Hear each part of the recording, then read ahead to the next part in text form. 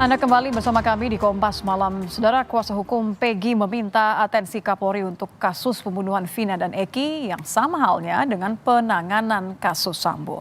Kuasa hukum Peggy, Tony RM, menilai tim asistensi Polri di kasus pembunuhan Vina tak transparan progresnya. Berbeda dengan kasus Sambo yang menurutnya selalu ada pengumuman progres investigasi dari tim khusus. Tony meminta Kapolri berada paling depan dalam mengawal kasus Vina. Saat ini kan katanya ada tim asistensi yang melakukan pemeriksaan terhadap Rudiana, terhadap penyidik-penyidik lainnya yang menangani perkara di tahun 2016 ya. Akan tetapi sampai hari ini kan belum diupdate. Masyarakat menunggu. Beda dengan kasus Sambo ya. Kasus Sambo itu Pak Kapolri berada di depan, langsung membentuk tim khusus dan tiap perkembangannya selalu diupdate.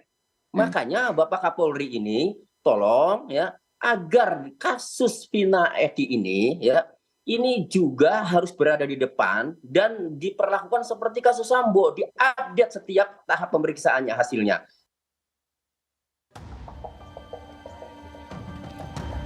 Proses penyidikan kasus pembunuhan Vina dan Eki yang terjadi 8 tahun silam di Cirebon, Jawa Barat terus jadi sorotan.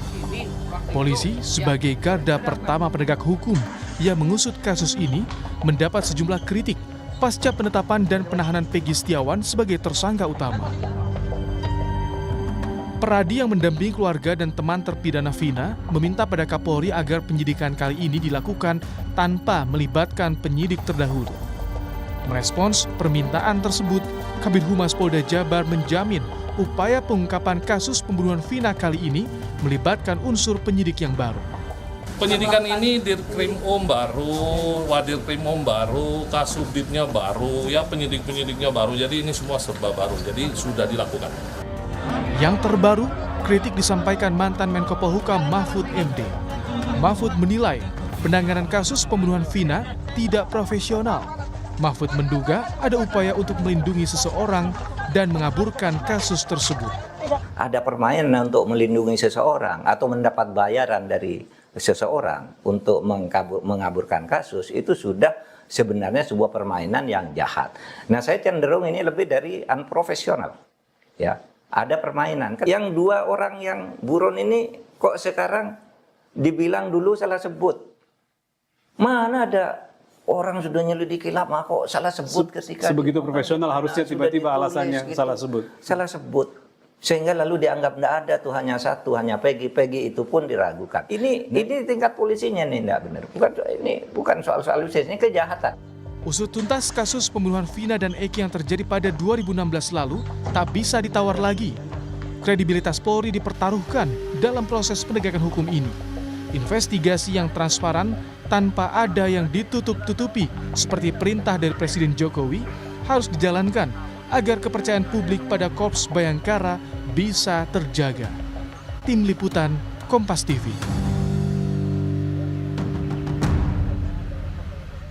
Ya, kuasa hukum Peggy Setiawan membandingkan atensi Kapolri ketika menangani kasus Sambo dengan pembunuhan Vina yang dianggap tidak transparan. Selengkapnya kita akan bahas bersama dengan mantan Kabar Eskrim, Komjen Purnawirawan Susno Duaji. Selamat malam, Pak Susno.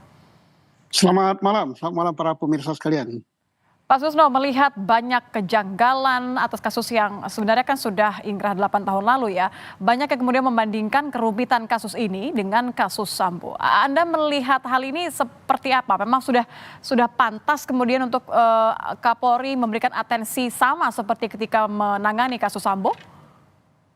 Kasus ini sudah mendapat atensi seluruh masyarakat Indonesia ya, kalangan akademisi, pakar hukum, tokoh masyarakat, bahkan sekarang sudah naik sampai ke Presiden memberikan atensi khusus.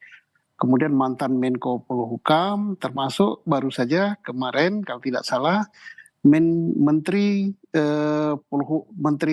Kumham. Ya, Menkumham itu, ya. Ini berarti sudah saatnya untuk Kapolri lebih serius lagi gitu kan, lebih serius lagi men-take over. Jadi sejauh ini belum cukup serius ya, Pak Susno? Saya sudah serius ya, tetapi gregetnya masih kurang gitu. Kenapa? saya yakin bahwa sudah ada tim eksaminasi yang menyelidiki kasus ini yang terjadi penyidikan 2016, sudah turun juga tim Propam, sudah turun juga tim asistensi ya. Tetapi kita lihat apa ke depannya. Ya, kita ke depannya sampai ada pra-peradilan gitu. Nah, pra-peradilan itu tidak akan timbul ya kalau Polri mungkin terbuka kepada publik menyatakan bahwa kasus ini sudah cukup bukti gitu atau minimal telah didapatkan 2 alat bukti yang sah sehingga dilakukan penangkapan, penahanan, kemudian penyitaan dan penetapan sebagai tersangka. Nah, sekarang alat bukti itu masih diraba-raba ya. Alat bukti apakah ini saksi ya? Kalau saksi itu lemah sekali ya. Kenapa lemah? Sebabnya saksi-saksi itu saling bertentangan antara saksi satu dengan saksi yang lain, apalagi saksi yang diajukan oleh pembela ya atau pengacara atau advokat bahwa misalnya menunjukkan Peggy malam kejadian ada di Bandung, sedangkan saksi Aib melihat Peggy ada di TKP dan melihat sepeda motornya malam hari jarak 100 terakhir meter. bahkan media sosial Peggy Setiawan yang kemudian dicoba dijadikan sebagai barang bukti, Pak Susno. Itu bagus sekali karena dengan media sosial itu akan terjawab. Kalau saya lihat media sosial yang terangkat ke publik ya bahwa Peggy yang ditangkap sekarang ini dia masih tetap sampai tanggal 24 Agustus dia bersosial media bahwa posisinya berangkat dari mana? Berangkat dari Cirebon menuju Bandung, ada di Bandung. Kemudian dia mengatakan bahwa kok dia mendapat cobaan, tapi kita nggak tahu cobaan itu cobaan apa. Nah, kalau dibuka, iya. Karena kalau kita bandingkan, maaf saya potong Pak, kalau kita bandingkan dengan jalan cerita kasus Sambo, ini kan ketika saksi kunci berani bicara, kemudian akhirnya narasinya kan berubah ya. Ada banyak saksi-saksi yang akhirnya mendukung saksian dari saksi kunci sehingga akhirnya terbongkar skenario yang sebenarnya. Apakah Anda melihat juga bahwa pentingnya untuk menuju ke arah sana penyidikan saat ini? Sekarang sudah menuju ke arah sana ya, tapi sayangnya kasus ini kan dibagi 2 ya. Satu kasus yang sudah satu perkara yang sudah mempunyai kekuatan hukum tetap, yaitu telah dipidana, 1 orang 8 tahun sudah keluar, 7 orang masih di dalam penjara karena hukuman seumur hidup. Satu tersangka yang akan menjadi satu perkara tersendiri atau satu perkara tersendiri, yaitu Peggy Setiawan sedang dalam penyidikan. Nah, yang sedang dalam penyidikan ini saksi-saksi yang mengatakan bahwa Peggy ada di TKP, Peggy melakukan itu mendapat perlawanan. Bahkan sebagian dari saksi mencabut keterangannya, menyatakan bahwa dia diarahkan oleh orang tertentu untuk melakukan suatu perbuatan seolah-olah seperti itu. Jadi ini kan rekayasa kan. Nah, kemudian saksi-saksi yang lain juga mencabut dan ditemukan pula saksi-saksi lain yang diperiksa lagi bahwa keterangannya tidak seperti yang diberikan pada sidang pertama pada awal 2016 atau 2017 yang menghukum 8 orang daripada tersangka. Artinya kan ada celah kalau penetapan Peggy Setiawan ini ternyata bukanlah pelaku utama dari pembunuhan kasus Vina. Berarti kan kemudian kita bisa mencoba untuk menarik kembali apakah sebenarnya penetapan dari 8 terpidana ini adalah hal yang tepat dilakukan atau benar saat itu? Iya, jadi kasus ini saling berkaitan. Manakala PK yang dulu diajukan untuk terhukum yang sudah sedang menjalani hukuman itu menang, maka Peggy Setiawan juga harus bebas. Atau sebaliknya, manakala pra-peradilan Peggy Setiawan itu menang atau benar apa yang diajukan, berarti ini juga berpengaruh terhadap PK yang akan diajukan terhadap yang terpidana. Nah, mengapa demikian? Karena sampai dengan sekarang ya kita melihat apa dasar penahanan Peggy Setiawan itu yang diumumkan yang kelihatan ke publik baru keterangan saksi.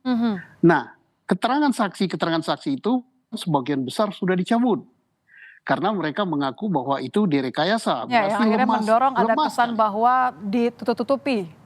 Iya, lemah sekali dan juga ada saksi yang berlawanan.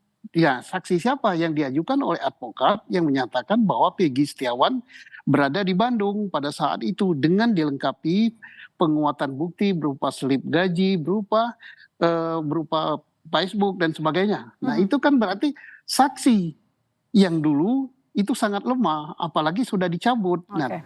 tinggal kita berharap apakah penyidik Polri punya alat bukti lain. Kalau dikatakan alat buktinya berupa pisem, itu lemah sekali. Mengapa? Karena pisem tidak menyatakan bahwa Peggy sebagai pelaku. Ya. Oh, kalau itu alat Kesamaan, bukti berupa satu lagi kesamaan dengan apa yang terjadi di kasus Sambo ya Pak. Jadi saya Iya, melihat iya. artinya memang ini adalah saat yang tepat untuk menunjukkan keseriusan, tidak lagi ditutup-tutupi bagaimana kemudian menangani kasus Sambo dengan kasus pembunuhan Vina. Terima kasih Pak Susno. Saya Oke. sudah meluangkan waktu di Kompas Malam. Selamat malam Pak Susno. Selamat malam, terima kasih.